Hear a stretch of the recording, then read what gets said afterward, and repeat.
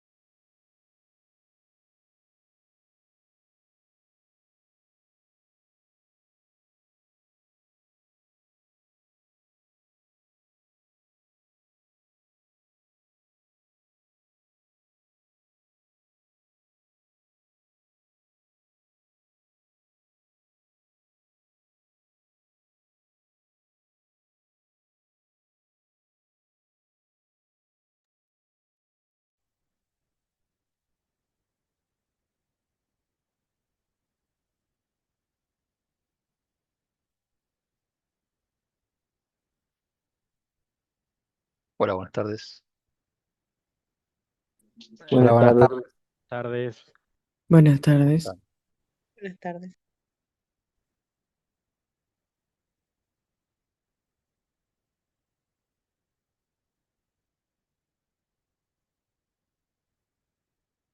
Vamos a esperar un par de minutos mientras se van sumando participantes, por favor.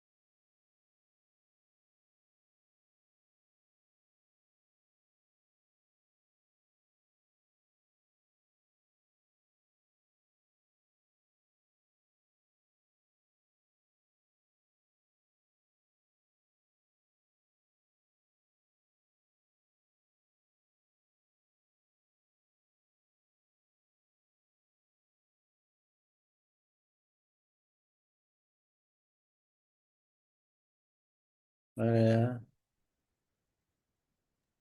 Hola, hola, estamos ahí. Están entrando participantes que tuvimos un temita. bueno, profe, Hola, hola.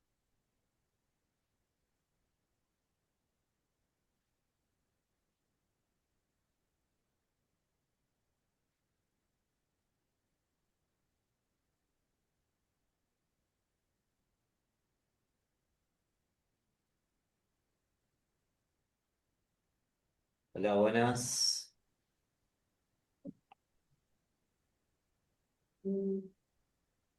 Hola, Diego. ¿Cómo estás? Buenas tardes. Bien, bien. Eh, te puse como anfitrión, ¿podés chequear eso? Porque Mm, me puse a un Diego parece, Arad. me parece que no soy el mismo. Hay clonada. Claro, claro. Clave. Bueno, aprovechamos Eh, Diego Aranda es hola, el profesor adjunto de, de la materia. Así que bueno, la semana pasada no estuvo, así que aprovechamos ¿qué para tal? presentarlo Buenas a también. todos. Encantado de conocerlos a todos. No, ¿sabés A ver, que no estoy?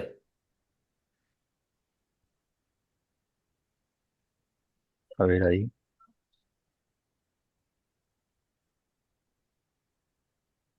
Hola, papá.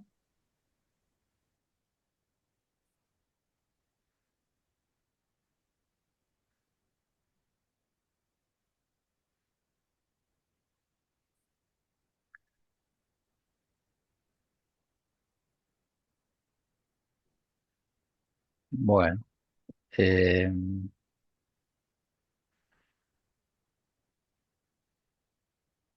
Bárbaro. Pues estamos teniendo problemas para entrar.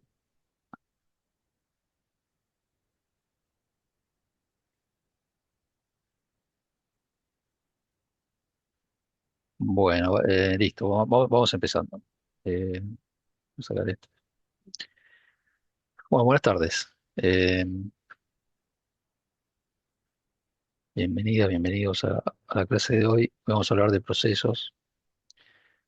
Bueno, el material ya está adelantado en el aula virtual, no sé si lo pudieron repasar. La semana pasada, ¿alguien tiene alguna consulta de lo que vimos la semana pasada? Ahora que quiera.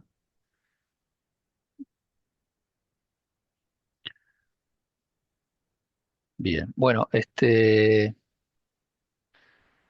vamos a empezar un poco la charla de hoy.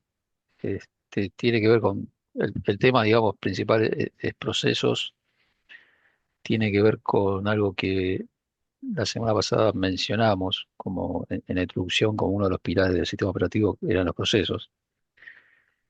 Y conceptualmente de lo que hablamos cuando hablamos de un proceso es de un programa cuando se está ejecutando. Si hacemos un poquito de recap de lo que dijimos la semana pasada, habíamos planteado que la máquina tenía una arquitectura muy específica para ejecutar programas. Y también habíamos visto que una de las ventajas que tenía o de los objetivos que tenía era la posibilidad de lo que es la multiprogramación, que es ejecutar varios programas a la vez, si bien entendemos que no pueden ser en simultáneo porque hay un solo motorcito empujando, ¿no? Pero bueno, como que lo va asignando a distintos momentos a a la ejecución de distintos programas y van avanzando en un pseudo paralelismo. Entonces, bueno, lo que vamos a trabajar hoy o a pensar un poco es cómo resuelve el sistema operativo esta situación de hacer de que haya varios programas ejecutándose. Este, entonces, digo, si la máquina ejecutara un solo programa, no tendríamos digamos, no tendríamos ninguna complejidad en el sentido de decir, bueno, el programa arranca, ejecuta todas sus instrucciones, termina, sale. Que era un poco como lo habíamos hablado en el proceso por lotes, cuando habíamos hablado de la evolución de los sistemas operativos, que iba uno como detrás del otro, pero también después entendimos que tenía ventajas en multiprocesamiento porque justamente se trataban de aprovechar tiempos inactivos del procesador para que pueda seguir haciendo otra cosa mientras se espera que haga que, que un proceso siga avanzando. Bueno, hoy en esos conceptos vamos a detenernos, vamos a profundizar eso. Pero bueno, puntualmente la forma que tiene el sistema operativo de ejecutar más de un programa en simultáneo es crear una entidad dentro de la máquina para poder, a- para poder irlos ejecutando a medida que avanza el tiempo. Justamente esos son los procesos. El proceso es algo que arma el sistema operativo para hacer que el programa se pueda ejecutar. Entonces podemos empezar a pensar, a entender que, que van a haber más de un proceso, porque si un proceso representa a un programa de ejecución, van a haber más de un proceso corriendo en simultáneo en la máquina y cada uno va a representar un programa de ejecución. Entonces, bueno, empecemos por ahí. Lo otro que también podemos empezar a pensar es que si, digo, si hay uno ejecutándose, los otros de alguna manera van a tener que estar esperando su turno, básicamente. Entonces, bueno, esa es toda la gestión que hace el sistema operativo sobre los distintos programas que están ejecutándose, esa orquestación se tiene que manejar el sistema operativo para en forma ordenada, ¿sí? Sincronizada, para que no pierda, digamos, toda esa orquestación que hace sobre los procesos y que vayan avanzando todos digamos, con cierto paralelismo, sino no solo en paralelo, pero van en el tiempo, digamos, que van avanzando todos a su tiempo. Entonces, un poco la charla de hoy viene por eso. Bueno, el tema de los procesos es clave, o sea, es entender básicamente cómo se ejecutan los programas. Entonces, bueno, les voy a compartir mi pantalla, así nos apoyamos en la presentación que tengo para hoy. Ahí, hoy nos toca una imagen. Ahí, Edgardo, Sí, ahí estoy yo como Diego Aranda ahora. Si sí, me puedes dar el permiso de conferencia. sí,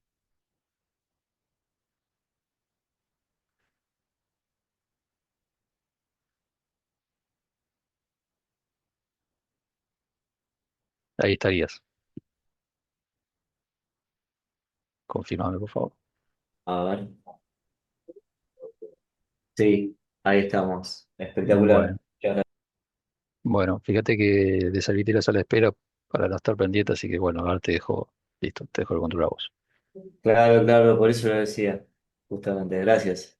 Bueno, no, al contrario a vos. Bien, entonces, comencemos con la presentación.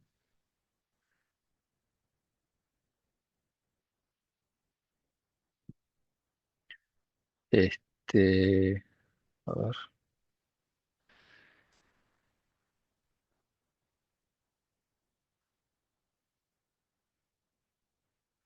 ahí estamos. Voy a poner el punterito. Bueno, entonces, ¿qué es su proceso? Empecemos por eso. Vamos a definirlo. Entonces, bueno, es una unidad de actividad, ¿sí? Actividad quiere decir que está haciendo algo, caracterizada por un hilo de secuencia de ejecución, ¿sí? El hilo, famoso hilo de secuencia, ¿se acuerdan que hablábamos que un programa era una secuencia de instrucciones? Entonces, mientras va transcurriendo esa instrucción detrás de la otra, eso se lo llama hilo, ¿no? Que es como una conversación, cuando uno sigue el hilo de una conversación que tiene que mantener cierto orden, porque una conversación tiene un hilo, o sea, viene de algo que se dijo, de un contexto, para que uno esté diciendo lo que está diciendo y también lo esté preparando para lo que viene, ¿no? Las palabras y las oraciones, las frases son como que tienen un orden para que tengan sentido. Bueno, eso es por eso se llama hilo. Bueno, va a tener un estado, el proceso, que va a estar asociado justamente en qué momento está respecto a la máquina, si está ejecutando, si está esperando, un poco lo hablamos recién, ¿no? Si está empezando, si está terminando. Ahora vamos a entrar más en detalles, pero entendemos que un programa, mientras se va ejecutando, va pasando por distintos estadios, y bueno, eso es lo que vamos a estudiar. Entonces tenemos un hilo de secuencia, un estado y un conjunto de recursos asociados que básicamente son los que utiliza, de lo que se vale el sistema operativo para poder mantener este control sobre el proceso y poder gestionarlo para que pueda ir avanzando. Van a ser, ya lo vamos a ver, pero va a usar lo que tiene disponible, que principalmente es la CPU, eh, tanto para ejecutar, justamente para hacer ese ciclo de instrucción que vimos la semana pasada, ¿no? Esto de ir avanzando en las instrucciones, va a utilizar la CPU. También va a utilizar ciertos registros de la CPU, ¿se acuerda que hablamos, los mencionamos el otro día también? Este, y va a utilizar la memoria, como, digamos, básicamente va a utilizar todos los recursos que tiene disponibles para este, ir apoyándose en eso, soportándose en eso para utilizarlos en los distintos procesos, para alojarlos y para irlos avanzando, digamos. Entonces, bueno, básicamente, un proceso es algo que está conformado, que tiene un hilo de ejecución, que tiene un estado determinado, instantáneo, ¿sí? Va cambiando de estados, y que tiene un conjunto de recursos asociados. Entonces, bueno, justamente la computadora como tal, la máquina, es un conjunto de recursos que son en lo que se basa, los que usa el sistema operativo para, para ejecutar el programa o el proceso, ¿no? Entonces, básicamente el proceso es un programa de ejecución, ¿eh? Por eso es una unidad de actividad. El proceso está asociado a movimiento, está haciendo algo, ¿sí? Si no, sería solamente el programa que escribimos en un papel que básicamente no avanza, ¿sí? Bien, entonces, nosotros cuando escribimos un programa, tenemos lo que es el código. El código, sí, no ni más ni menos que la lista de instrucciones que nosotros escribimos en nuestro programa. Nosotros, cuando se acuerda que lo habíamos dicho, que bueno, ahí está el lenguaje de programación, etcétera, pero independientemente del lenguaje que estemos usando, un programa no es más que una secuencia de pasos ordenadas secuencialmente. Entonces, a eso lo llamamos, ese conjunto de instrucciones lo llamamos código, es el código del programa. Entonces, cuando nosotros hacemos un programa, tenemos una parte que es el código, ¿sí? Lo que hemos escrito. Tenemos una parte que es de datos, que está asociada con los datos que vamos a utilizar, los datos que vamos a generar, ¿sí? Principalmente, si uno piensa, lo que hace un programa es consumir y generar nuevos datos, ¿sí? Tenemos un objetivo determinado, pero justamente es leer información de un lado, transformarla y convertirla en otra cosa para hacer otra cosa. Siempre la cosa va a ir por ahí con los programas. Entonces, tenemos una parte de código, la parte de datos que va consumiendo y generando, y después tenemos un contexto, que la parte de contexto está asociada a justamente recursos que utiliza el sistema operativo para asociarlos a ese proceso. Entonces, todo eso, digamos, es parte del programa, y para que el proceso pueda estar en condición de ser ejecutado, tiene que tener una imagen en la memoria, con lo cual el proceso tiene que estar totalmente escrito en algún lado de la memoria temporal, es la memoria volátil, la RAM, la memoria principal que llamamos. Se tiene que hacer una imagen de la información del proceso para que quede listo para ser ejecutado. Entonces, cuando el programa pasa al estado que está listo para ser ejecutado, y después inclusive cuando se está ejecutando, tiene una imagen en memoria que está compuesta de esta información. O sea, en algún lado de memoria, eso no lo sabemos realmente, lo sabemos como usuarios, el sistema operativo va a colocar la información del código, ¿sí? Va a poner exactamente las instrucciones de nuestro programa, va a reservar un área de memoria para los datos, para esos datos que vamos generando, consumiendo, y después va a haber una parte de memoria que la va a utilizar para guardar información que tiene que ver con variables globales, variables locales, etcétera, que es una porción justamente que la utiliza de esta manera. Define, digamos, en el tope de esa porción, ¿sí? Si lo pensamos digamos, de abajo hacia arriba, empezando de acá, digamos, de la base del código. Supongamos que termina el código, empiezan los datos, terminan los datos y empieza esta área de memoria que, fíjense que tiene dos áreas definidas dentro de esto, digamos, todo esto está entre heap y pila, digamos. Uno se llama heap, que heap en inglés viene a ser como montículo, se traduciría al español, así como una montanita, digamos, con lo cual es algo que va creciendo de esta línea hacia arriba, y va creciendo en función de que va guardando cosas, ¿eh? Va guardando variables, guardando informaciones de registro, etcétera, va creciendo hacia un área reservada justamente para esta información, y después del tope de esa área, que le asigna el sistema operativo a este proceso, se empieza a crecer algo que se llama pila o stack, ¿sí? O sea, en inglés se llama stack y nosotros lo traducimos a pila, que va creciendo, digamos, en el sentido inverso, desde el tope hacia abajo, digamos, para hacer alguna referencia. Entonces, bueno, a medida que va creciendo la pila, también empieza a consumir dirección de memoria, también para guardar otro tipo de información. Entonces, este, tanto el heap como la pila guardan información temporal que está Profe, relacionada, sí. se cayó el Zoom un segundo y me quiteó. Repite un poquito, atrás.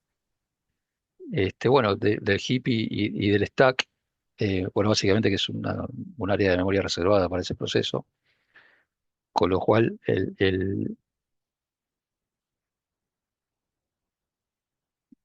guardan información diferente, o sea, los dos guardan información distinta que tiene que ver con variables locales, variables globales, etcétera. Este, y digamos, van a ir creciendo a medida que vayan guardando mayor cantidad de información. Por supuesto, nunca van a pasarse de esto, ¿no? O sea, el heap crece como hacia arriba, la pila crece hacia abajo, y van a ocupar, el máximo que tiene es ocupar toda esta área reservada para este proceso en particular. O sea, no, el área que reserva el sistema operativo para el proceso de memoria no puede crecer. O sea, y toda la información que maneje el sistema operativo de este proceso va a estar alojada en esta área, que es la imagen en memoria de ese proceso particular. Entonces, como ya sabemos que hay más de un proceso en la máquina, todos los procesos que vayan a ser ejecutados deberían tienen que tener una imagen en memoria. Entonces, bueno, ya podemos empezar a pensar que cuanto más memoria tengo, más procesos podría ejecutar, ¿sí? Y eso es así. Entonces, ahí es donde ya empezamos porque ahí empieza la pregunta, ¿cuántos procesos puedo ejecutar en simultáneo? Bueno, va a depender de muchas cosas, entre ellas la memoria disponible que tengo, porque lo que estoy diciendo hoy acá, que es algo que tal vez discutamos más adelante, es que la imagen en memoria, el proceso tiene que tener su imagen completa en memoria para poder ser ejecutado. Entonces, vamos a hablar mucho de eso hoy y tenemos que tener claro este concepto, ¿sí? Un proceso tiene que estar en memoria para poder ser ejecutado. Bien. Entonces, bueno, algunos conceptos, seguimos sumando conceptos.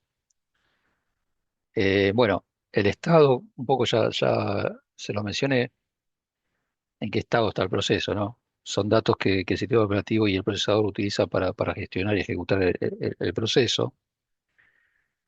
Y ese estado lo conforma con, entre otras cosas, una tabla que ahora vamos a ver, pero también utiliza activamente los registros internos del procesador, como son el Program Counter, el Instruction Register y el PSW, que es lo mismo la semana pasada, que para qué se usan, pero bueno, son registros internos que tiene el procesador que lo va usando el sistema operativo a medida que va ejecutando distintos procesos.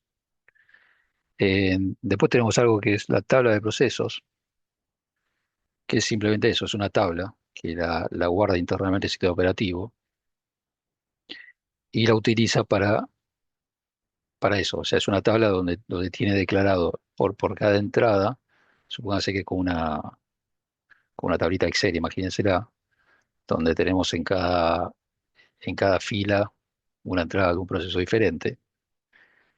Entonces, en cada fila de esa tabla, guarda información de cada proceso que tiene corriendo en la máquina, ¿sí? Bueno, y guarda, o sea, tiene distintos campos, esa entrada, ese registro, y guarda distinta información que ahora lo vamos a ver, vinculada, perdón, vinculada con ese proceso en particular. Este, bueno, después hay un concepto que es el espacio de memoria, lo vamos a mencionar ahora, no es fundamental entenderlo ahora, pero lo vamos a mencionar simplemente.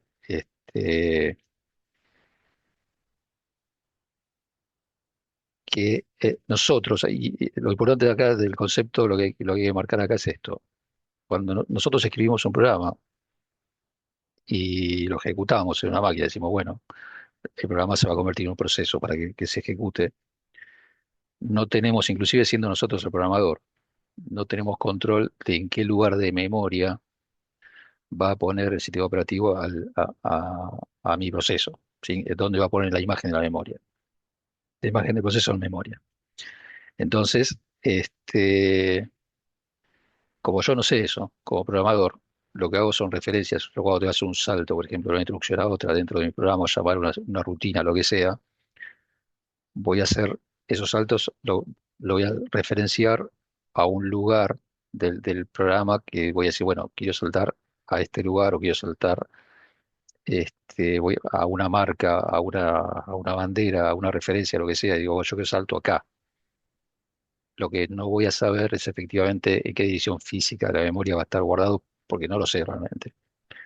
Entonces voy a hacer la referencia siempre en base a una referencia que yo tengo en mi programa. Digo, bueno, salto 10 instrucciones y sigo mi programa. Es decir, no hago una evaluación, si pasa tal cosa, salto 10 y sigo. Es todo lo que sé, todo lo que puedo saber.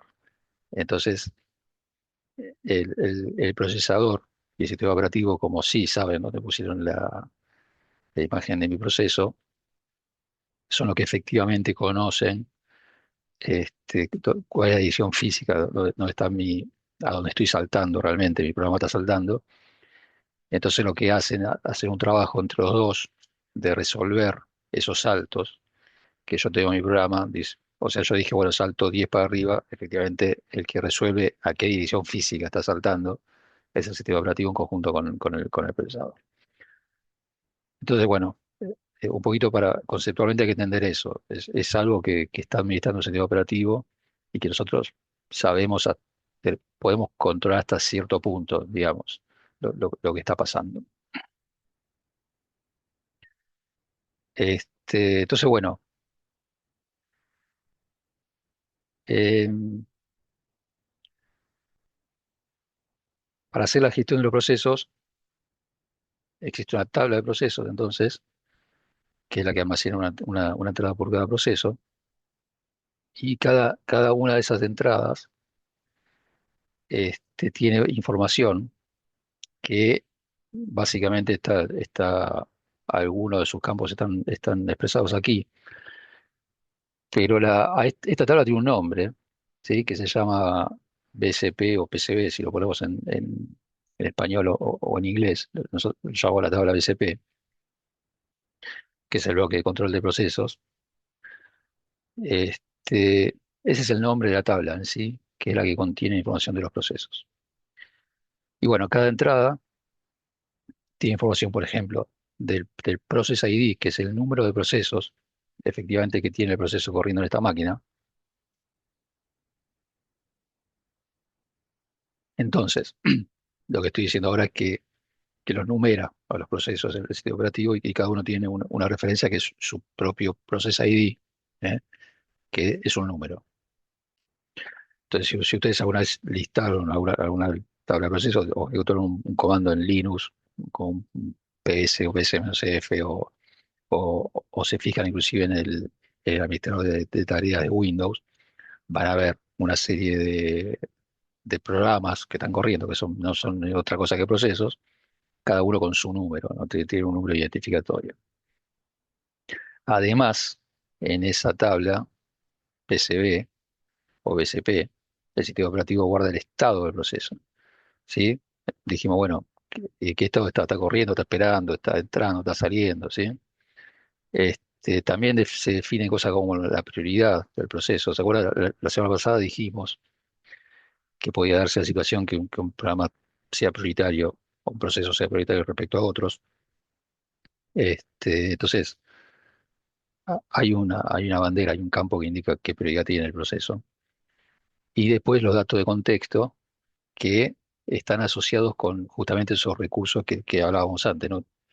Contextos son, por ejemplo, el registro, el PC, el IR, el PCW, también información del stack, también información del heap, ¿sí? Todo eso que rodea a nuestro código mientras se está ejecutando.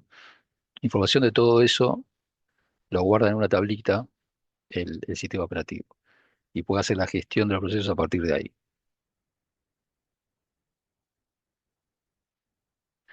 Entonces, esto no es exacto, pero es una imagen que representa cómo puede ser porque eso también depende del sistema operativo,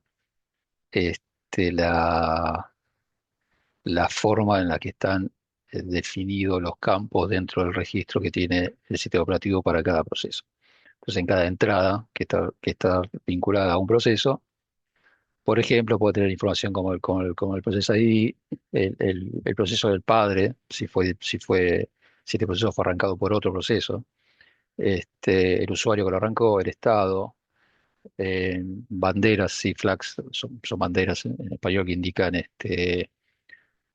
temas concretos de situaciones o del estado que está la información referida a ese proceso, información del stack, de punteros al stack, etc. Bueno, hay mucha información que no, que no vamos a entrar en detalles, pero que son que el sistema operativo las maneja y que, es más, nosotros no llegamos a verla, o sea, no tenemos un comando que nos muestre la entrada completa de un proceso.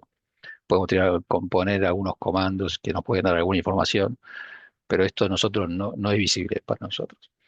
Entonces, hay que entender eso, que la tabla BCP tiene una entrada por cada proceso y está guardando mucha información vinculada a nuestro proceso, ¿sí?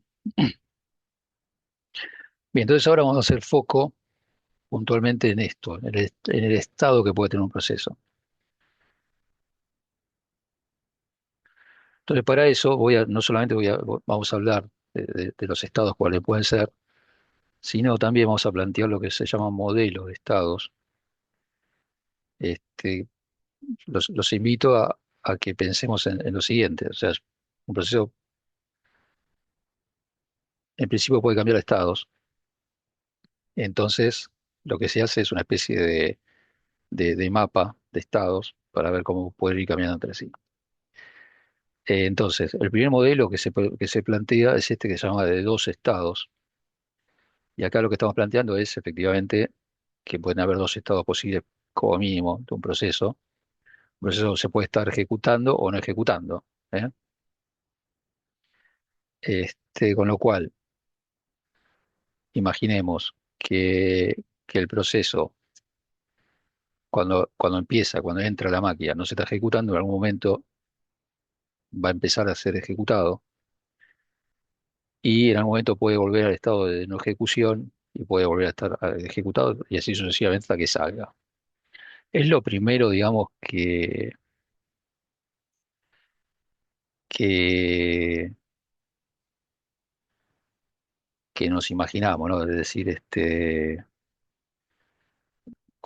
lo primero que se nos ocurre es decir, bueno, un proceso empieza que no se está ejecutando y se pasa a ejecutar. Y si yo tengo más de un proceso, va a haber uno ejecutando y todo lo demás que no se están ejecutando.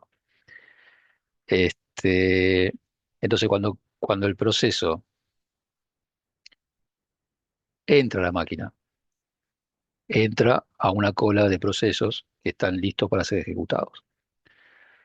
Esta tabla, esta pila, ¿sí? Esta cola de procesos, es una cola que se la conoce como cola first in, first out, que se escribe FIFO, digamos, en español, first in, first out, que básicamente es una cola, como hacemos nosotros la cola del supermercado, la cola del banco, pues ya no hay más cola en los bancos, pero básicamente el primero que llega es el primero que sale, ¿sí? O sea, se van atendiendo por orden de llegada, con lo cual se van encolando, esperando su turno, los procesos, y bueno, van a ir avanzando de uno y van a ir saliendo. Este, Ahora, hay un tema, ¿no? Para no monopolizar la máquina, es algo que vamos a ver más adelante con mayor detalle, pero básicamente, si yo tengo un proceso muy largo, eh, si viene otro atrás que es un proceso corto, digamos, un programa corto, va a tener que esperar a que espere va a tener que esperar y todo lo que lleguen atrás, va a tener que esperar que se ejecute ese programa largo. Entonces, para evitar eso, hay una metodología que es activar un temporizador, que de eso también hablamos la semana pasada, que es decir, bueno, le voy a dar un máximo de tiempo a cada proceso que está en ejecución, para que no monopolice el sistema el procesador. Entonces, bueno, cada vez que el sistema operativo mueve de esa cola de procesos que no se están ejecutando, toma el primero de la lista, ¿no? Porque lo atiende desde el primero a último, lo toma y lo pone en estado ejecutando. Eso significa, le asigna esa ventana de tiempo a ese proceso para que el procesador lo empiece a avanzar. Activa un temporizador. ¿Eso qué significa? Que después de cierta cantidad de tics, milisegundos, instrucciones, lo que sea que esté definido, cuando llegue a cero ese temporizador que se empieza a restar a medida que va consumiendo tiempo ese proceso, cuando llega a cero, genera una interrupción, y esa interrupción lo que hace es avisarle al sistema operativo que se terminó el tiempo. Entonces el sistema operativo, ¿qué hace? Saca del estado ejecutando a ese proceso, lo pone al fondo de la cola de los procesos que están esperando y toma el primero de la cola y lo pone en estado ejecutando y se vuelve a reactivar el timer, se reinicia el timer. Entonces con ese método van como todos avanzando un poquito, van avanzando un poquito, bueno, el que termina va saliendo. Entonces, bueno, digamos, se trata de eso, que todos los procesos se vayan ejecutando. Cuanto más procesos tengo, por supuesto, más larga la vuelta, con lo cual tiene sentido también pensar que cuando más procesos tengo, van a tardar todos en ejecutarse porque lo está haciendo todos en paralelo y hay una sola máquina que está trabajando, ¿sí? Que es un procesador. Entonces, bueno, este,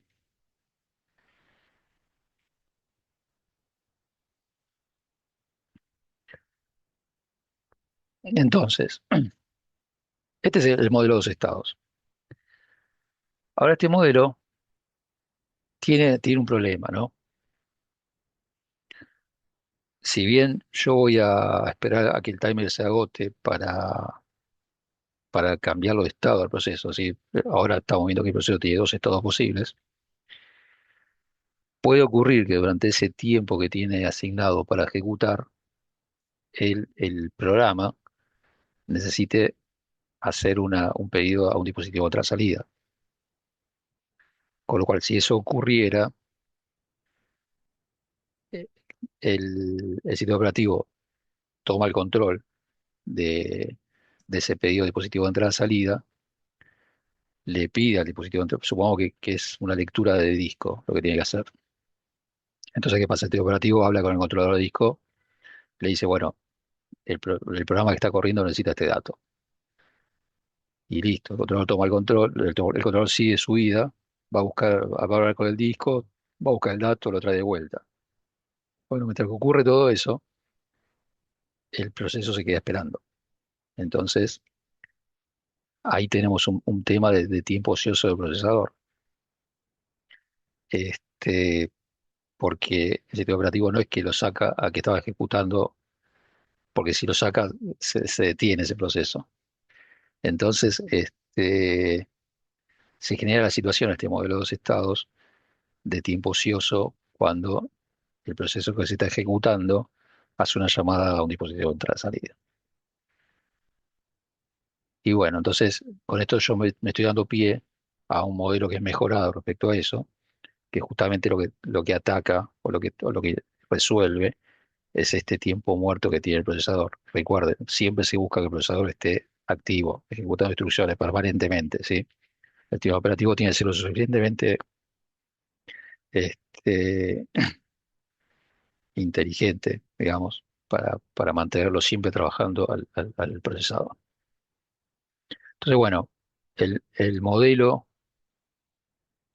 que, que lo sigue al modelo de estados es este modelo de 5 estados, donde básicamente se están agregando dos procesos que son el nuevo y el saliente que no cambian nada, digamos. Es un proceso nuevo que es el proceso donde son admitidos, el, el estado donde son admitidos los procesos, y el saliente es un estado que el proceso ya está terminando. Ahora vamos a llamar, el ejecutando queda como estaba, digamos, es un estado que es el que tiene el proceso que está en ejecución, y vamos a llamar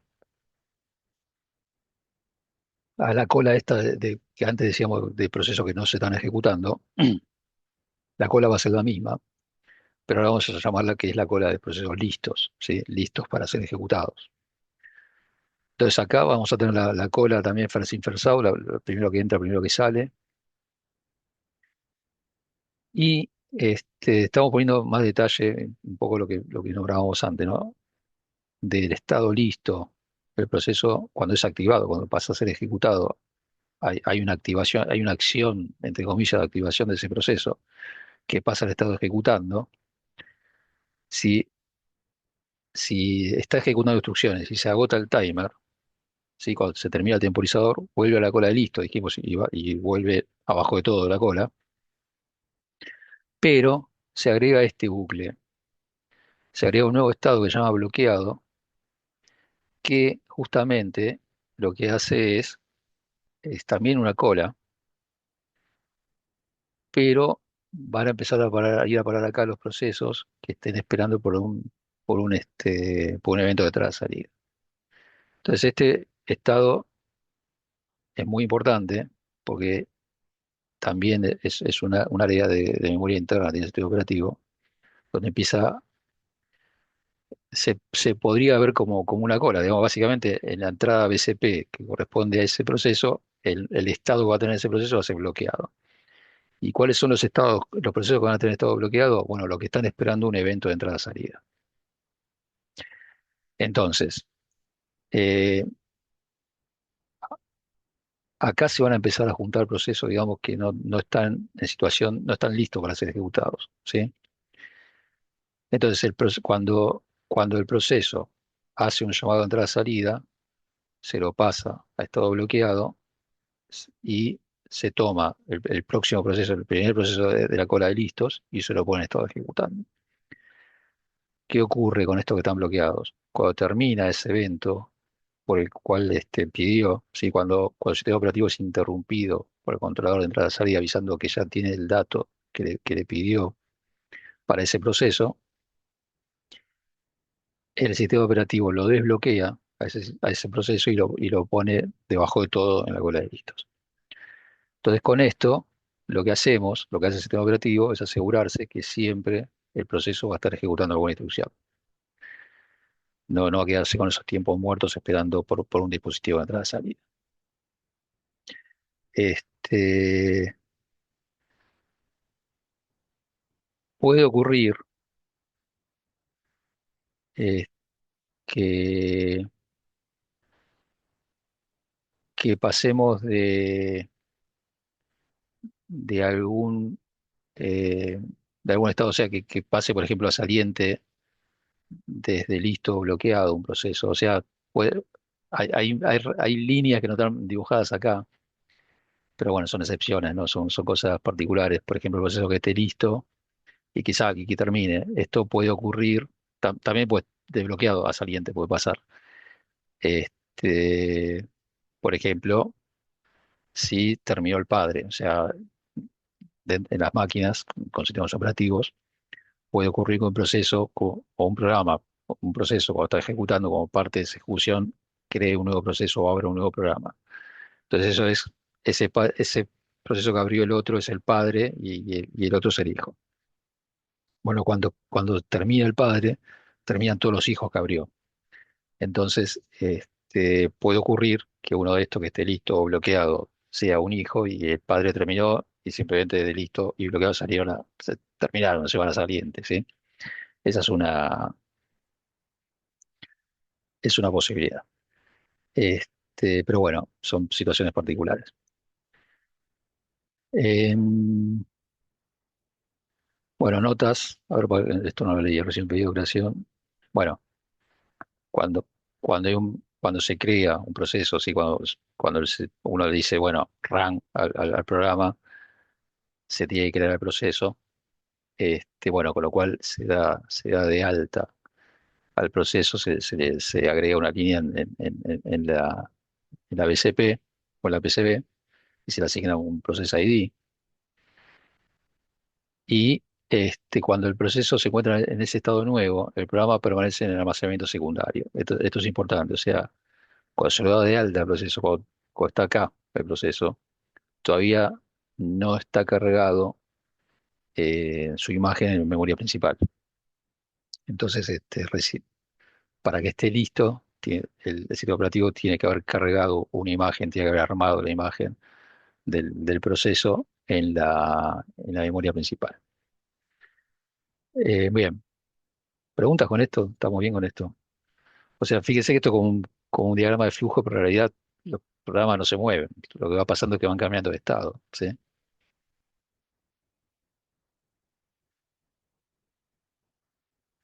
Bien. Entonces vamos a ver lo que es el modelo de 7 estados, que es el modelo con el que trabajamos, digamos, todos los sistemas operativos modernos trabajan con modelos de 7 estados, que en principio es lo mismo que, que el modelo de 5 estados, pero estamos agregando 2 estados nuevos, que son el listo suspendido y el bloqueado suspendido. O sea, lo que estamos agregando son 2 estados nuevos que son suspendidos, ¿eh? Y la actividad de mover procesos a estos estados suspendidos se llama swapping, ¿sí? Swap. En la práctica, lo que representa este swap es escribir la información de ese proceso, esa imagen de ese proceso, en la memoria secundaria. O sea, sacarlo de la memoria principal y meterlo en la memoria secundaria, guardar el disco, la información de la imagen del proceso que tiene ese proceso. ¿Por qué ocurre eso? ¿Cuándo puede ocurrir eso? Bueno, eh, acá ya no, nos metemos con los problemas concretos que tenemos hoy en día con los sistemas operativos. Fíjese que si yo sacara esta partecita, digamos, esta línea y todo esto, el modelo es el de 5 estados, con lo cual no tengo la explicación sería lo mismo para esto. Entonces, ¿qué ocurre con esto? O sea, a ver si me escuchan, pues ahí, ¿me están escuchando? Sí, profe. Bien, Sí, se gracias. escucha. No, porque me puso conexión inestable y bueno, buenísimo. De a ratos se Este, corta, no se escucha. bien, sí, no sé. Gracias. Entonces, bueno, esta información de swap, fíjense que hay a este estado listo suspendido se puede ir desde listo o desde nuevo, a este estado bloqueado suspendido se puede ir desde bloqueado, básicamente. ¿Eh? Entonces, a lo que hablábamos recién de los 5 estados, le estamos agregando esto. ¿Para qué puede ocurrir? ¿O para qué necesito esto? Empecemos por los procesos bloqueados. Este, un proceso bloqueado, dijimos que está esperando por un evento de entrada-salida, ¿sí? Bueno, puede ocurrir que, que tenga que esperar mucho, digamos, el sistema operativo para, para desbloquear este proceso. Entonces, lo va censando el sistema operativo y puede tomar la decisión después de cierto tiempo que el proceso no avanza, de decir, bueno, lo guardo directamente en el disco, ¿para qué? Para liberar memoria, para poder admitir procesos nuevos. Entendamos que yo tengo una cantidad finita de memoria principal y todos los procesos que están corriendo tienen una imagen de memoria principal, con lo cual lo que está haciendo acá es decir, bueno, los procesos que tardan mucho, que están bloqueados por mucho tiempo, los voy a guardar en disco y cuando me llegue el aviso de que ya terminó eso que lo estaba bloqueando, bueno, ¿qué va a ocurrir? Lo va a poner como listo suspendido, o sea, lo va a cambiar sin traerlo a memoria principal, de bloqueado suspendido a listo suspendido, y cuando llegue el momento oportuno, cuando se libere la memoria o cuando efectivamente se dé la situación de poder volverlo a la cola de listos, lo va a traer de vuelta a memoria secundaria, a memoria principal. ¿Para qué? Para que la imagen esté en memoria principal, para que de vuelta esté listo para ser ejecutado, ¿sí? Entonces, bueno, ese principalmente es el swapping, es como funciona. Este, y después, bueno, ¿por qué puedo sacar un proceso que esté listo y mandarlo a disco? Bueno, porque puede ocurrir que un proceso nuevo sea más prioritario de lo que está en la cola de listos. Imagínense una situación en que tengo full la memoria y tengo algunos procesos que están listos y viene un proceso nuevo que es más prioritario, entonces el sistema operativo toma la decisión de mover uno de los que está listo a disco. ¿Sí? Lo va a dejar en listo suspendido hasta que se vuelva a hacer un lugar en la memoria para traerlo. ¿Sí? Entonces, bueno, con esto, digamos, cubrimos todos los escenarios. Esto se creó porque justamente se daba esta situación, que la memoria quedaba ocupada con información de procesos que no avanzaban. Entonces, para hacerlo más dinámico y mientras esos procesos seguían bloqueados, se hace el swap, ¿sí? Para admitir procesos nuevos que puedan seguir siendo ejecutados. Entonces, este es el modelo de 7 estados. Eh, Dependiendo, bueno, proceso nuevo, dependiendo también de la situación de la máquina, puede ser admitido, pero si no hay lugar en la cola de listos, directamente se lo manda a memoria secundaria, entonces se lo admite, o sea, no queda en una situación de nuevo, pero todavía no tiene lugar para ser efectivamente ejecutado. Entonces, bueno, con el tema del swap al disco, al disco se lo usa ahí como una cosa complementaria para ir reservando información que no puede ser ejecutada en ese momento. ¿Sí? Eh, ¿Alguna pregunta con esto? Sí, una, profe, consulta. Nosotros siempre Sí, estamos hablando de que puede suceder un solo proceso a la vez. Esto es más por curiosidad y no por no haber entendido. En los procesadores modernos, que uno habla de muchos hilos y sí. esos, cada uno de esos puede ejecutar un proceso, o el procesador, independientemente de cuántos hilos y núcleos tenga, ejecuta de a uno, iterándolos entre ellos y cambiándolos. Bien, bueno, gracias por la pregunta. Sí, efectivamente, cuanto más entidades, instancias de ejecución tengo o dispositivos que están ejecutando, ahí sí puedo ejecutar en paralelo, efectivamente. Un procesador, acá estamos planteando la situación más básica, que es tener un CPU con una sola entidad de ejecución, ¿no? Con un core, digamos. Este, ya hoy en día con los procesadores modernos, lo que ocurre es que cada procesador tiene más de una instancia de ejecución, ¿sí? Lo podemos llamar cores o núcleos. Este, entonces, por ejemplo, un procesador que tiene 16 núcleos está en condiciones de ejecutar 16 procesos a la vez, ¿sí? Eh, por supuesto, el multiprocesamiento se hace mucho más poderoso, pero así todo va a pasar esto, pero a una escala mucho mayor, digamos. Vamos a tener, eh, como dije recién, si yo tengo 16 cores, voy a tener 16 procesos ejecutándose, en estado ejecutando, y voy a tener otros tantos que van a estar en la cola de listos, ¿sí? Seguramente estos cuellos de botella que voy a tener lo voy a reducir, ¿sí? Y también lo que voy a aumentar es lo que se llama la capacidad, la potencia de procesamiento de la máquina, porque voy a tener varios procesos corriendo en paralelo. Ahí sí van a estar en paralelo, porque al mismo tiempo, en el mismo instante, voy a tener 16 haciendo cosas distintas, ¿sí?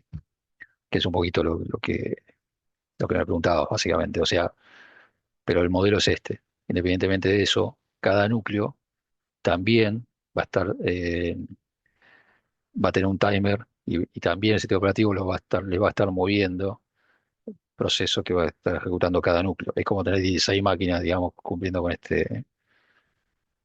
este modelo, ¿sí? Sí, sí, muchas gracias. Profe, ¿le puedo hacer una consulta? Sí. Yo con lo que estaba diciendo, yo quería ver cuántos procesos está teniendo mi procesador ahora, ¿no? Que abrí el administrador de tarea y yo tengo un procesador con 4 núcleos y dice que Ujú. está teniendo 201 procesos y 2600 subprocesos. ¿Eso a qué se debería? No, acá tenés entre todos estos, entre los que son nuevos, listos, bloqueados, ejecutando todo eso, tenés 200 y pico. Ah, ok, perfecto. Muchas gracias. Eso no quiere decir que se estén ejecutando los 200. Se están Claro, es que están ejecutando, como en bueno, la lista de espera. tenés a lo sumo 4 ejecutando en este momento. Ajá, ¿Sí? perfecto. O Muchas sea que gracias. tampoco es instantáneo, o sea, el cambio están ejecutando todos. Milisegundos. Hay que entender que están ejecutándose todos a la vez, en el Claro, sentido que con este cambio es brutalmente rápido, digamos. Entonces nosotros vivimos en una simulación donde movemos el mouse, se mueve el mouse, mientras hablo ustedes me escuchan y están recibiendo mails y está teniendo todo el stack de internet y está pasando todo a la vez. claro. Y cada aplicación tiene muchos procesos, con lo cual evidentemente está haciendo todo junto y lo está haciendo muy rápido, ¿sí? Y de forma muy, muy eficiente. ¿Sí? O sea, este modelo de 7 estados se está pasando súper rapidísimo, a Sí, milisegundos. Claro, sí, perfecto. sí, Muchas gracias. sí, tal cual, tal cual. Es así. Lo va manteniendo, es como va manteniendo todos los platitos en el aire continuamente, ¿sí? Por eso es algo muy, muy. Está bueno que lo pensemos así para entender también la potencia que tiene esto, ¿no? Y es un programa, el sistema operativo es un programa, como dijimos la semana pasada, que está haciendo todo esto, ¿sí?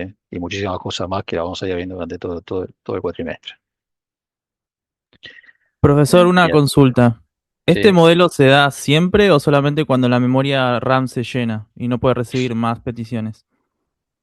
No, este modelo tiene 7 estados y todos los estados son utilizados. Si, si vos estás en un momento que tenés poca carga en la máquina, pocos procesos corriendo y la memoria principal que tenés es suficiente para alojarlos a todos, no vas a tener que sopear nada. No vas a tener, no, el sistema operativo no va a sopear nada. Entonces son estados que van a ser, en los que van a quedar los procesos cuando el sistema operativo tome esa decisión de decir, bueno, listo, empiezo a guardar esto, pues no se mueven para traer procesos nuevos, pero no necesariamente lo va a usar todo, lo va a ir usando o los procesos van a ir tomando sus estados de acuerdo a la situación que esté la máquina. Genial, gracias. Bien, profe, una consulta. ¿Verdad? Sí, Acá en el administrador de tareas, bueno, el PID era lo que estábamos hablando, ¿no? Es el número que tiene cada ejecución en proceso. sí, Esto se va ejecutando uno atrás de otro en base a la numeración. no, no, No, no necesariamente. Cada uno tiene un número identificatorio, pero no quiere decir que vaya uno atrás del no, otro. claro, no es uno, 2, 3, sino que depende de la tarea que tenga que realizar. No, pueden empezar en uno, dos, tres, pero después fíjate que si uno se bloqueó, tardó cierto tiempo, volver a la cola de listo, ya no va a haber en un orden. Y Ujú, el proceso no, una vez que tiene un número asignado, no cambia. O sea, el proceso arranca, tiene un número hasta que sale. Con lo cual, es una claro. marca simplemente es eso, es una marca que tiene el sistema operativo para referenciarlo. Y la No, forma en la que lo vemos, así, ¿es en ese orden en el que se está produciendo la ejecución? no, No, tampoco. O sea, no, lo no. vemos ahí en el administrador de tareas, pero no es así tal cual como se ve, cómo se está ejecutando. Y es que eso no lo podemos saber. Ok, O sea, la respuesta es no, pero tampoco te puedo decir no de tal forma, porque justamente depende de todos esos factores. claro. Bien, gracias. De nada. Bueno, vamos a seguir. Entonces, ahora que hablamos un poco del modelo de 7 estados, vamos a hablar de modos de ejecución.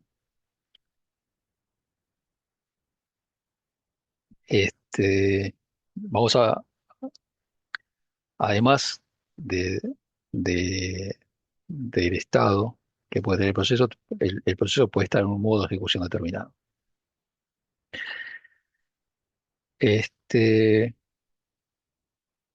para eso, simplemente quiero repasar un concepto que esto intenta reflejar en una situación donde tengo los procesos, ¿sí? P1, P2, PX, PN, que son todos los procesos de usuario que están corriendo, ¿sí? Llamamos procesos de usuario a esos procesos que ejecutamos nosotros o que nuestras aplicaciones se ejecutan de forma automática, pero básicamente no son el sistema operativo. Y estos procesos en algún momento hacen uso de los recursos de la máquina, ¿sí? Seguro que van a hacer uso de la CPU, la necesitan para correr, con lo cual sí o sí, irremediablemente, mi proceso tiene que hablar en algún momento, tiene que relacionarse con la CPU, porque la CPU es el que lo hace avanzar. Y después vamos a tener distintos dispositivos de entrada-salida, ¿sí? Como es el teclado, como es el mouse, como es el video, como es la impresora, como es el stack de comunicaciones y cualquier otro dispositivo que se les ocurra. Son distintos dispositivos de entrada-salida que están disponibles en el hardware de la máquina. Y a su vez vamos a tener la memoria principal como otro recurso de la máquina. Entonces, este, tenemos que entender eso, que los procesos necesitan a los recursos de la máquina para avanzar, ¿sí? Los tienen que usar. Pero nuestros programas, como nosotros los hemos escrito, no tienen control sobre esto, ¿sí? Los usan, pero los usan a través del sistema operativo. El que les otorga el permiso para acceder a estos recursos y usarlos es el sistema operativo. Con lo cual, nosotros como programadores accedemos a una serie de librerías, digamos, el sistema operativo genera una, nos genera una lista de recursos que nosotros podemos ver, o sea, nosotros tenemos que, básicamente, cuando hacemos la lista de recursos disponibles y decimos, bueno, está el mouse, el teclado, está esto, está lo otro, hacemos no sé, la interfase de Bluetooth, esto, lo otro, un montón de cosas que tenemos ahí, audio, video. Es una forma que el sistema operativo tiene para decir, mira, tenés esto para usarlo. Si yo tengo esto en esta máquina, hay esto para que vos puedas usar. Entonces uno dice, bueno, quiero usar esto, pero solamente hace eso, una declaración al sistema operativo para que el sistema operativo se encargue de accederlo y de darnos lo que nosotros necesitamos de ese dispositivo. Entonces, bueno, el sistema operativo tiene estructuras de control, justamente que nos muestra de alguna manera, mediante, bueno, tiene lo que es la memoria, digamos, la memoria física, la representa como tablas de memorias, o sea, un mapa de memorias que nosotros podemos usar. No sé cuánta memoria tengo en la máquina, por ejemplo, o sea, eso, el sistema operativo me dice, mira, tenés disponible X cantidad de memoria. Bueno, los dispositivos justamente los pone en una tabla de dispositivos, te dice, tenés uno de esto, tres de esto, cuatro, el puerto USB, esto, tanto dispositivo. Bueno, archivos, con lo cual tiene una tabla de archivos, o sea, tiene información de lo que es los archivos, cómo están guardados en los discos y cómo están organizados en directorios y ficheros, bueno, todo lo que sabemos de cómo está organizada la, la tabla de archivos, al fin de cuentas es una forma que tiene el sistema operativo para mostrarnos cómo está guardada la información. Y después tenemos los procesos, justamente, que tienen una referencia, hay una lista de procesos, donde decimos el proceso 1, proceso 2, proceso 3, que tiene un nombre, que es lo que vieron ustedes recién lo que están viendo en la máquina.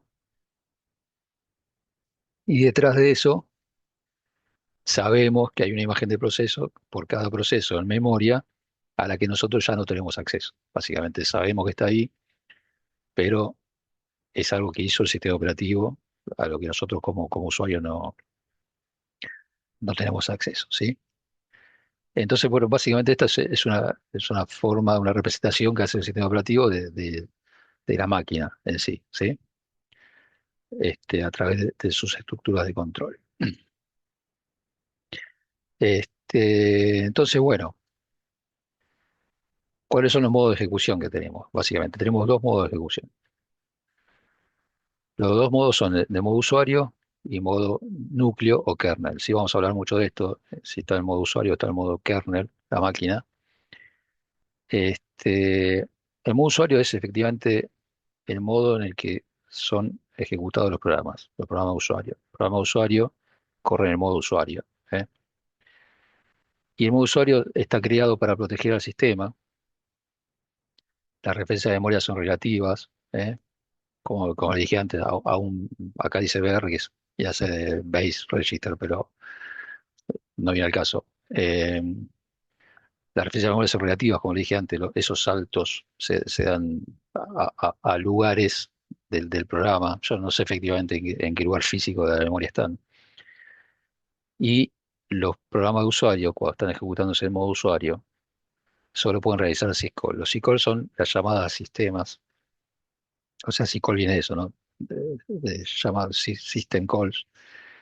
eh, que un syscall es cuando el sistema operativo le pide, cuando el programa, digo, usuario, le pide al sistema operativo que acceda a un dispositivo de entrada-salida para que haga tal o cual cosa. Entonces, el acceso a los dispositivos de la máquina los hace a través del sistema operativo. Les pide al sistema operativo, necesito esto. Y es todo lo que puede hacer el programa usuario. ¿Por qué? Para proteger a la máquina, principalmente. Es un mecanismo de protección que tiene la máquina para que ningún programa de usuario, por un error o lo que sea, por algún hecho malicioso, rompa algo de la máquina, ¿sí? Entonces ese es el modo usuario. Básicamente, los programas de usuario corren en el modo usuario. Y después está el modo kernel o el modo núcleo, que cuando un programa, que básicamente es el sistema operativo, el que corre en modo núcleo, tiene control absoluto del sistema. Y las referencias a memoria son adiciones físicas, o sea, ya las traducciones a las referencias que hace el programa usuario las resuelve el sistema operativo y va efectivamente a la edición física que quiere acceder a ese programa. Entonces, en modo usuario, tenemos dos modos: el modo usuario, que es lo que corre en el programa usuario, y el modo kernel, que es en el que corre el sistema operativo. Y el modo de ejecución también es una bandera, ¿sí? que se almacena en el registro PSW, es uno de los registros internos de la CPU, ¿sí? Entonces, dentro de ese registro interno de la CPU hay un bit que indica si está el modo usuario o el modo núcleo, que básicamente es o 0 o 1, ¿sí? Porque como es un bit tiene dos estados, con lo cual, como tenemos dos modos posibles, según en qué, si está en 0 o en 1, le está diciendo a la CPU, al procesador, si está corriendo un programa usuario o si está corriendo un programa de sistema operativo. Así se entera, digamos, el procesador qué proceso está corriendo, porque el sistema operativo también para hacer sus cosas necesita el procesador, ¿sí? El procesador es el único que hace todo. Entonces, cuando el sistema operativo toma el control para hacer algo que le pide un proceso de usuario, también usa la CPU para avanzar. Es el único motorcito que hay en la máquina. Entonces, por esa fracción de tiempo, el sistema operativo toma el control de la CPU y ejecuta sus propias rutinas, pero bueno, marcando que es un programa que está en modo kernel, con lo cual tiene acceso efectivo a instrucciones privilegiadas por un lado, y también tiene acceso al sistema, o sea, a los dispositivos del sistema. Entonces, ¿qué se hace en modo núcleo? Digamos, ¿cuáles son las funciones del modo núcleo? Bueno, relacionada con los procesos, creación y terminación de procesos, ¿sí? Todo lo que es crearlos y darlos de alta y con todo lo que dijimos recién y cerrarlos, se hace en modo núcleo. La planificación y activación de los procesos, ¿sí? Esto de moverlo por el modelo de estados se hace en modo núcleo. El intercambio de procesos, ¿sí? A nivel de decir, bueno, el intercambio bien, el intercambio swap, ¿sí? Es mandarlo a disco de memoria secundaria, traerlo de vuelta, todo eso se hace en modo núcleo. Y la sincronización y comunicación entre procesos también, eso es algo que vamos a ver más adelante, pero lo vamos a ver dentro de dos clases, que, lo- que hay procesos que pueden estar programados para que sean cooperantes entre sí y se envían señales. Entonces, eh, esa gestión de las señales, de ese intercambio, ¿no? De esa conversación entre distintos procesos, también la gestiona el sistema operativo. A nivel, bueno, de entrada-salida, hace la gestión de los buffers. Los buffers, como dijimos, lo dijimos el otro día rápido, lo vamos a ver en detalle, pero básicamente es un área reservada especial de memoria para guardar información temporal sobre los dispositivos de entrada-salida y hace la reserva de dispositivos para procesos. Es fundamental esto, o sea, el sistema operativo gestiona cuando tiene más de un proceso pidiéndole usar un dispositivo, el que se encarga de manejar el orden, ¿sí? Con que van a acceder a ese dispositivo, ese es el sistema operativo. El modo núcleo, ¿sí? O sea, el modo núcleo significa que lo hace el sistema operativo. Bueno, desde el punto de vista de la memoria, hace reserva de memoria, hace el swapping, ¿sí? El tema del intercambio, y hace la gestión de páginas, que es algo que vamos a ver más adelante, que es el tema de paginación de memoria, cómo se gestiona la memoria, por un método que se llama paginación. Bueno, todo eso lo maneja el sistema operativo. Bueno, y a nivel soporte, hace la atención a interrupciones. ¿Se acuerdan que dijimos cuando el dispositivo entra en salida termina su actividad, el controlador le envía una interrupción? Bueno, la atención a esa interrupción la hace el sistema operativo y puede hacer funciones de auditoría y de monitoreo que tienen que ver con estar analizando en tiempo real cómo está performando el sistema, en función de eso ir tomando decisiones. Vamos a verlo más adelante también. Por ejemplo, va cambiando la planificación de cómo va ejecutando los procesos de acuerdo a qué está pasando en la máquina para hacerlo lo más eficiente posible.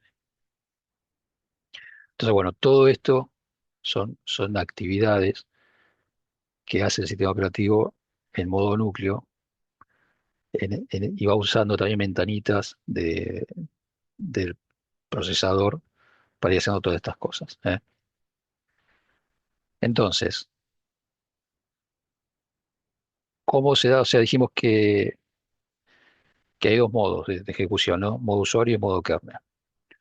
¿Cómo se da un cambio de modo? Entonces, este, esto, bueno, lo quise representar con un diagrama así. Supongamos que tenemos un proceso P1 que se está ejecutando y está ejecutándose en modo usuario, ¿sí? Entonces llega un momento, llega una interrupción que hace una llamada al sistema que no es bloqueante, ¿sí?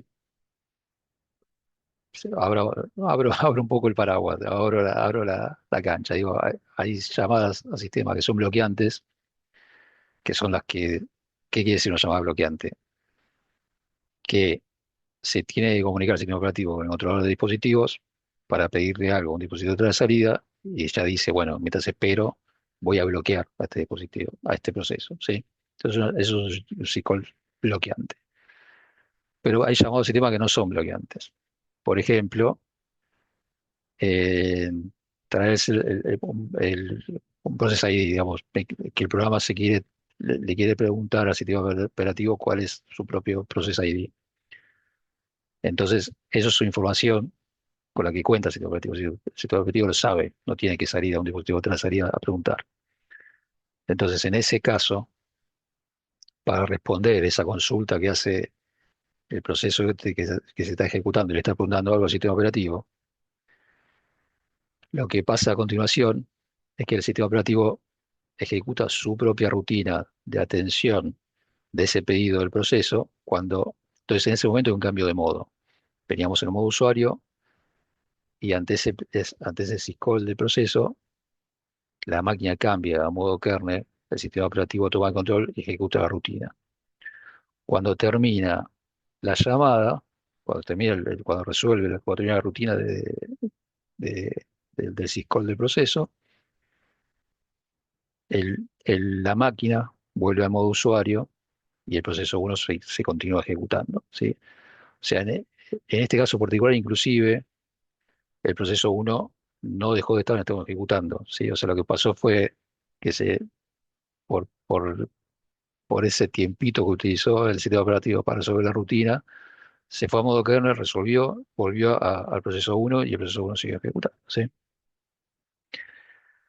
Si hubiera pasado justo en el medio que llegaba la interrupción que se agotó el timer, ahí estamos hablando de otra cosa. Directamente ella dice, bueno, te saco de ejecutando, te pongo en modo listo, ¿sí? Pero bueno, es un ejemplo para graficar un poco cómo se puede dar un cambio de modo usuario a modo kernel, y cómo se puede volver de modo kernel a modo usuario, ¿sí? Este, entonces, ya hablamos de cambio de modo, cómo se da, y ahora vamos a hablar de lo que es el cambio de contexto, que es, o sea, también se da un cambio de modo, además de darse un cambio de modo, se da un cambio de contexto. Un cambio de contexto es cuando el sistema operativo tiene el control sobre el proceso que está actualmente en ejecución ante un llamado que es bloqueante, ¿sí? Entonces, ¿cuándo se da el cambio de contexto? Cuando hay una interrupción, por ejemplo, o sea, cuando se agota el timer ese, o cuando hay una interrupción de entrada-salida, ¿sí? Si el sistema está operando normalmente, un proceso se está ejecutando y llega el fin del temporizador, bueno, hay un cambio de contexto, porque el proceso toma el control y el sistema operativo toma el control y tiene que hacer un cambio de contexto. El contexto habíamos dicho que era toda esa información que maneja el sistema operativo sobre el proceso, como el estado de los registros, el estado de las pilas, etcétera. Entonces, estas cosas generan que el sistema operativo tenga que actuar sobre eso. Excepciones o syscall, bueno, syscall tiene que ver con lo que le dije recién, ¿no? Llamados al sistema, por ejemplo, para abrir y cerrar archivos, para leer y escribir archivos, o para crear procesos e hilos, como dijimos antes, o sea, un proceso puede crear otro proceso, con lo cual parte del pedido del proceso al sistema operativo puede ser crearme otro proceso. Entonces, bueno, ahí hay un cambio de contexto. Y después, bueno, excepciones que tienen que ver específicamente con temas relacionados a la ejecución del programa, que, bueno, que son herramientas que se utilizan para estar viendo cómo ejecutan los programas. O sea, un fault es cuando, por ejemplo, hay hay una falla de ejecución del programa que quiso acceder a una posición de memoria que no está permitido o algo así. Este, traps que se utilizan para hacer debug. eh, Uno puede generar en herramientas justamente para ver cómo avanzan los programas. Puede poner cierta bandera, cierto lugar, que me envíe una señal cuando pasó por tal lugar, para avisarme si llegó bien o si no llega, o lo que sea. Bueno, justamente tiene que ver con el asunto de estar depurando programas. Y abort también, abort es algo que se genera cuando un programa quiere acceder a una página o tiene un error de página de memoria, etcétera. Bueno, son problemas que generan excepciones y eso hace que el sitio operativo tome el control. O sea, de un proceso que se estaba ejecutando, de golpe hay un problema, tiene que tomar el control. Un ejemplo también para graficar esto es este. A ver si me acompañan con esto. Empiezo de acá, como empecé antes. Tengo un programa que se llama P1 que se está ejecutando en modo usuario. Y en este caso hace un syscall bloqueante, si hace no sé, una lectura de un archivo, ¿sí? Bueno, en ese momento el sistema operativo toma el control, o sea que pasamos de modo usuario a modo kernel, y a su vez el sistema operativo llama al controlador de entrada-salida de ese dispositivo particular. Si es escribir un archivo, llamará al controlador del disco, ¿sí? En este caso, y le ordena, ¿sí? Le da la orden, el sistema operativo sigue, en este caso sigue comandando la situación, de dice, bueno, controlador, necesito que me leas tal dato de tal archivo. Y el dispositivo, a partir de ese momento, por este flujo, digamos, el dispositivo de entrada-salida se ocupa de resolver lo que le pidió el sistema operativo. A su vez, el sistema operativo, ¿qué hace? Dice, bueno, a P1 lo bloqueo, porque lo voy a dejar esperando. Listo, ya está.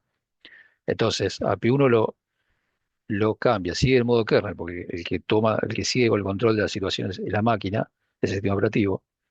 Entonces el proceso uno pasa de ejecutando a bloqueado, con lo cual guarda el contexto de P1 en la BCP.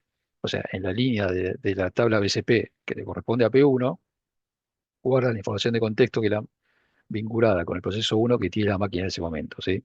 Guarda el estado del IR, guarda el estado del PCW, guarda el estado del PC, ¿sí? Guarda todo, y toda la otra información, digamos, de los campos que tienen vinculados con ese proceso en la tabla BCP, lo guarda, ¿sí?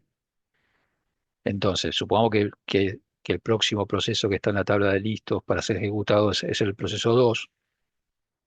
Entonces, ¿qué hace? Carga el contexto de P2, se lo carga a la CPU y al proceso 2 lo pasa de listo a ejecutando, ¿sí? Entonces, una vez que pasa de listo a ejecutando, la máquina se vuelve a poner en modo usuario para que ejecute al proceso 2, ¿sí? Entonces, en este momento volvemos al modo usuario y se está ejecutando el proceso 2. Bueno, avanza el tiempo. Este, Acá, bueno, sigamos por acá. El dispositivo de entrada salida tarda un tiempo, X, ¿sí? Tarda lo que tiene que tardar y termina con lo que le había pedido el sistema operativo, ¿sí? Es, por ejemplo, tráeme tal dato de tal archivo y guardarlo en tal lugar de memoria. Entonces, cuando ya hizo todo eso, genera una interrupción. El dispositivo de entrada salida dice, bueno, terminé, le dice el sistema operativo, lo que me pediste ya está. Entonces genera una interrupción. El sistema operativo recibe la interrupción. Entonces lo primero que hace es decir, bueno, ok, terminaste lo que te pedí de P1, y se pone de vuelta al modo kernel la máquina, o sea, el sistema operativo de vuelta toma el control, y lo primero que hace es desbloquear el proceso uno que lo tenía bloqueado, lo pone en la cola de listos, ¿sí? Dice, bueno, no está más bloqueado, porque por lo que te había bloqueado ya terminó. Bueno, y lo deja en la cola de listos. Supongamos que los únicos dos procesos que tenemos en la máquina son P1 y P2, supongamos. Entonces, bueno, vamos a tener que esperar cierto tiempo hasta que termine P2, o sea, hasta que se le agote el timer a P2. Entonces, cuando se le agota el timer a P2, ¿qué pasa? Va a mover a P2 de ejecutando a listo, con lo cual seguimos en modo kernel, guarda el contexto de P2, ¿sí? En la tabla BCP actualiza los datos re- que tienen que ver con P2, con el estado de la máquina que tiene en ese momento para P2, carga el contexto de P1 y lo pone a P1 a ejecutarse. O sea, vuelve, P1 pasa de estado listo a estado ejecutando y de vuelta para avanzar, volvemos a modo usuario, ¿sí? Entonces este es el cambio de contexto.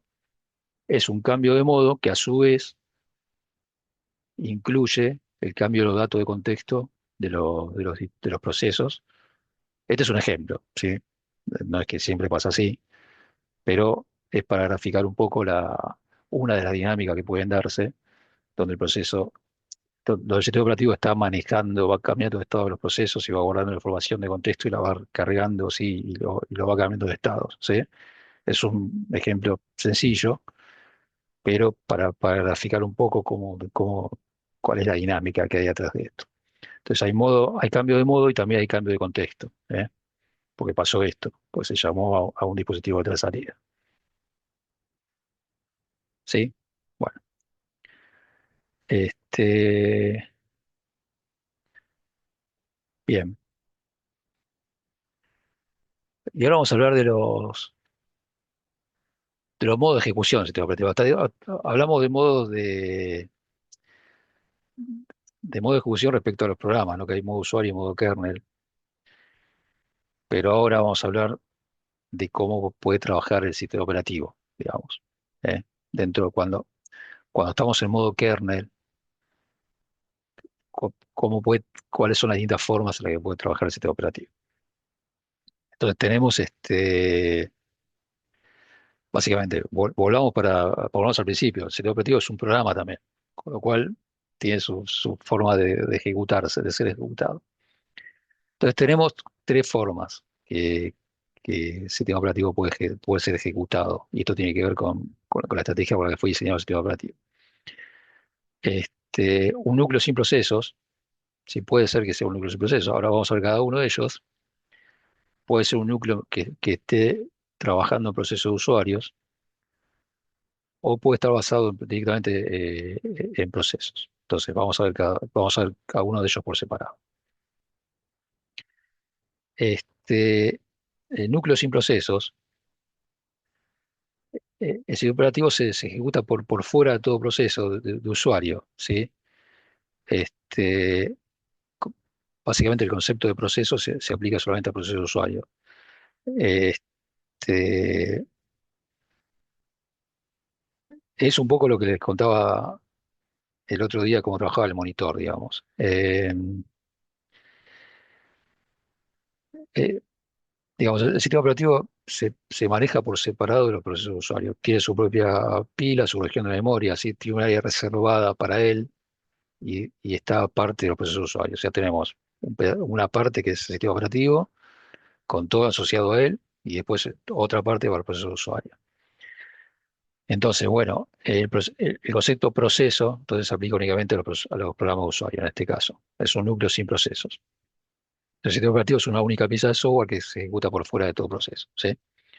Este, es- Eso se lo digo porque ahora voy a hablar de otras situaciones que son distintas.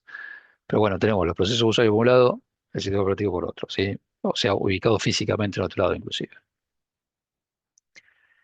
Después hay otro modelo de ejecución del sistema operativo, que es que el núcleo está en proceso de usuario, ¿sí? Este, entonces, nosotros vamos a ver en este caso que el sistema operativo se ejecuta en más de un proceso, en varios procesos en la máquina, y se los ve como proceso de usuario dentro del esquema de la máquina.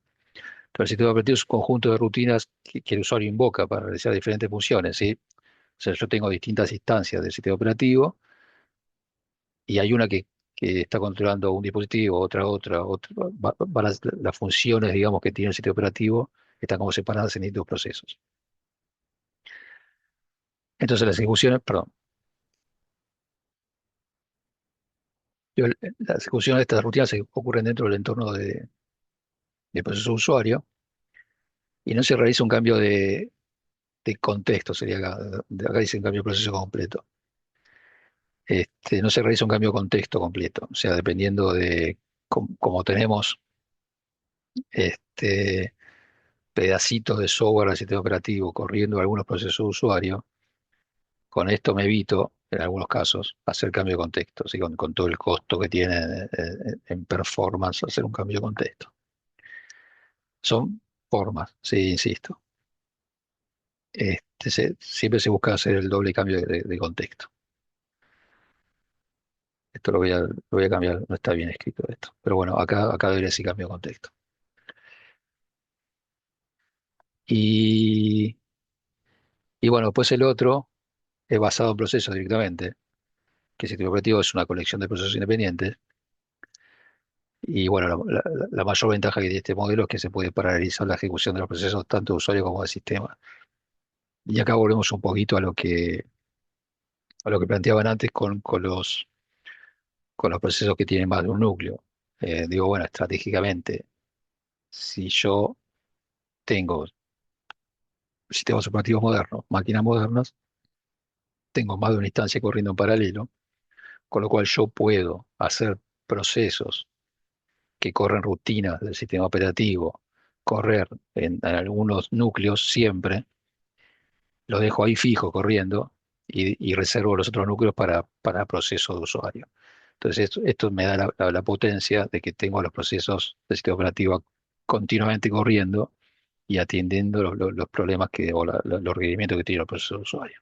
Entonces, son distintas formas de poner a correr al sistema operativo dentro de la máquina, ¿sí? Un poquito acompañando lo que vimos en la clase pasada también con el tema del kernel, sí, cuando lo tocamos por encima.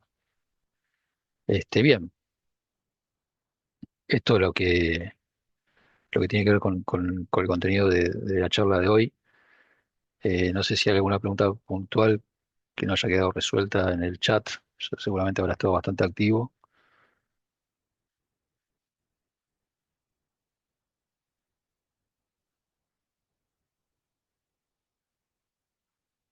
Si quieren, pueden levantar la mano y preguntar, no hay problema.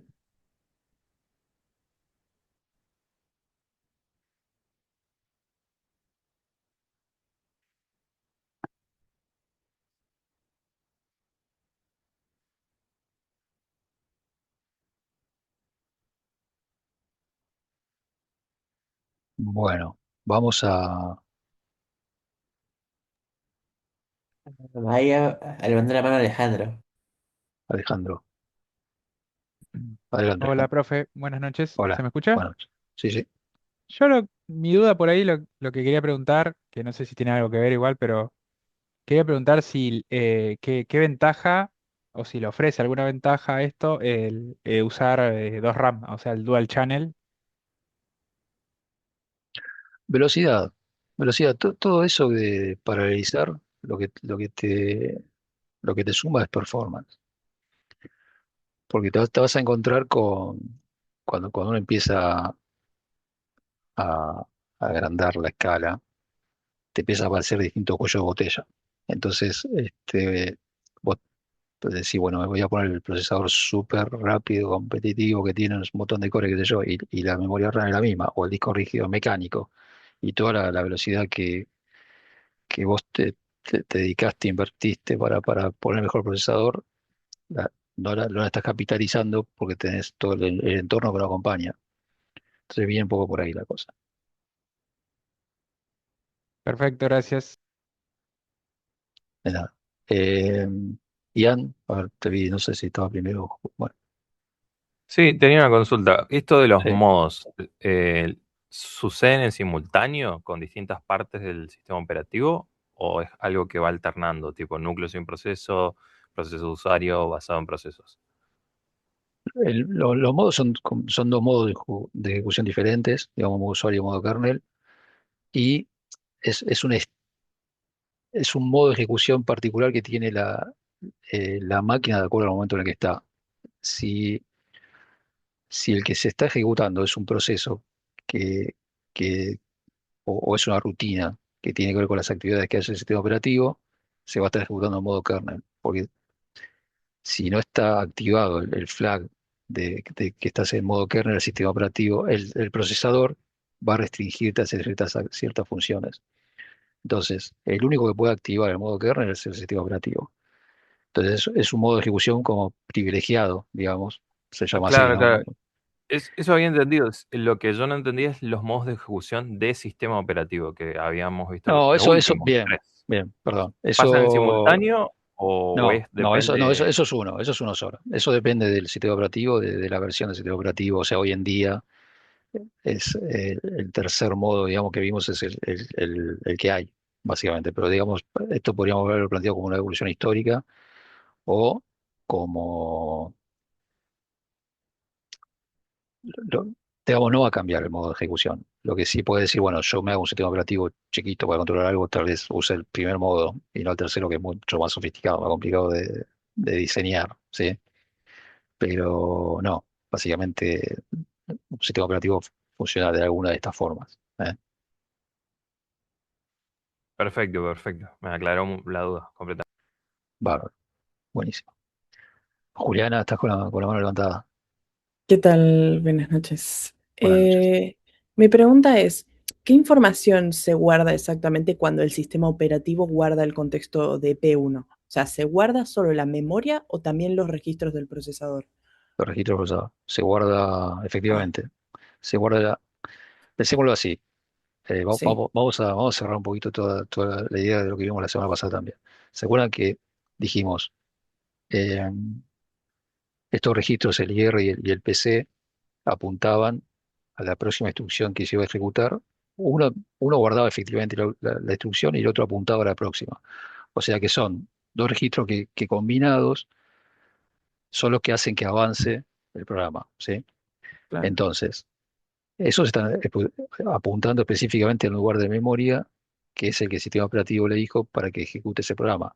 Si yo quiero cambiar de programa, si quiero cambiar de proceso, lo que tengo que hacer es cargar en esos dos registros el lugar donde tiene que seguir de otro proceso. Entonces, para claro, eso, primero los guarda porque el momento, no, el momento en el que vuelva a este proceso, lo tiene que cargar para seguir de ahí.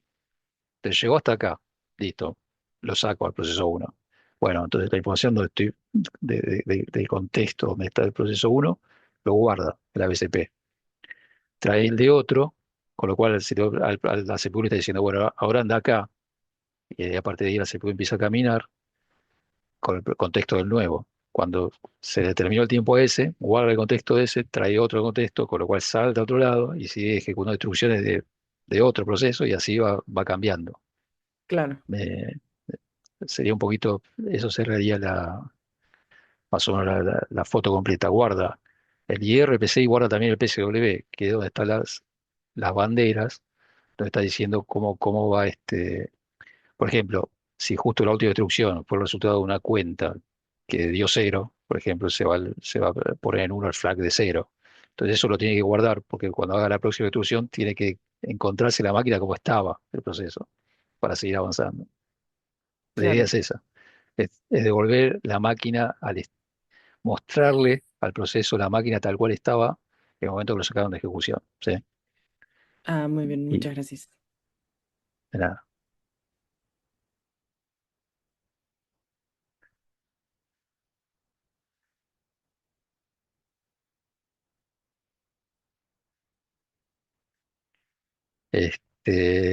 Bien. Sí, bueno, hay una pregunta ahí que ya un poquito ahí Diego le respondió, pero básicamente el tema que si un proceso puede ejecutar más de un hilo, sería más de una instancia de ejecución, sí, lo vamos a ver la semana que viene, que es el tema de los hilos justamente. Pero bueno, hoy necesitábamos entender esto, porque el modelo de estados se aplica igual, y los modos de ejecución son los mismos. Lo que vamos a ver ahora es una dinámica mayor con el tema de la creación de instancias de ejecución y el cambio, etcétera. Pero bueno, nada, hoy necesitábamos entender esto, porque si no, la semana que viene no lo podíamos entender. Bueno, nada, si no tienen más preguntas, eh, léanse el apunte. Vamos a poner la autoevaluación también ahora, la de esta semana. Vayan haciendo las autoevaluaciones para no atrasarse. Eh, Vamos a subir también el material. Vamos a dejar alguna pregunta. Me encantó lo que escribieron en el foro. Así que bueno, vamos por ahí. Y bueno, eso. Vayamos, vayamos avanzando. No sé si hay alguna consulta más y si no, dejamos acá. Les agradezco por el tiempo, la participación y seguimos la semana que viene. Nos vemos, profe. Muchas gracias. Bueno, Bueno, Nos vemos, creo que profe, gracias. estamos. Chao, profe. Gracias. chao. Chao. Chao. Chao, Buenas profe, noches gracias. a todos. Gracias por